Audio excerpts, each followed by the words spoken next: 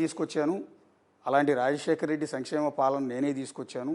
నేను అమలు చేస్తున్న పథకాలన్నీ కూడా రాజశేఖర రెడ్డి గారు చేసినవే. సో నన్నే గెలిపించండి అంటూ ఉన్నారు. అంటే ఇండైరెక్ట్గా మీరు జగన్ గారిని మళ్ళీ గెలిపించమని అడిగినట్టు అవుతుంది కదా.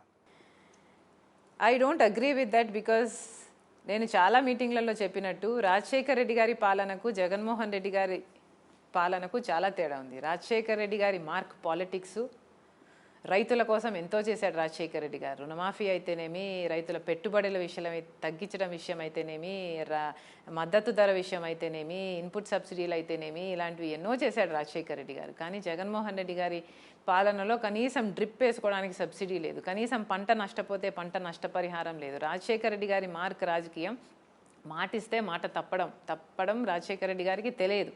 జగన్మోహన్ రెడ్డి గారు 3,000 కోట్లతో రైతులకు ధర స్థిరీకరణ అనేది పక్కన పెడతానన్నాడు. ప్రతి సంవత్సరం ఒక్క సంవత్సరం కూడా పెట్టలేదు. 4,000 కోట్లు పంట నష్టపోతే పంట నష్టపరిహారానికి పక్కన పెడతానన్నాడు జగన్మోహన్ రెడ్డి గారు. ఒక్క సంవత్సరం కూడా పెట్టలేదు. సంక్రాంతి వచ్చినప్పుడల్లా జాబ్ క్యాలెండర్ వస్తుందన్నాడు జగన్మోహన్ రెడ్డి గారు.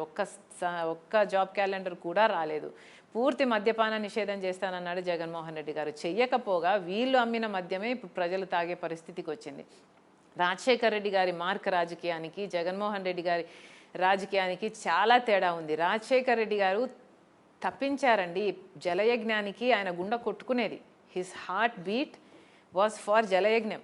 పాప నేను అందుకే పుట్టాను అనేవాడు Rajasekhara Reddy garu. This is my purpose in life అనేవాడు రాజశేఖర రెడ్డి గారు.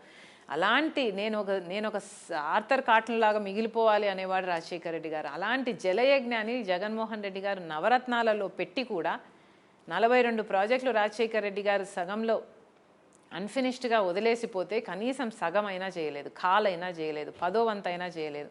రాజశేఖర రెడ్డి గారి పాలనకి దీనికి చాలా తేడా ఉందండి. You cannot even compare.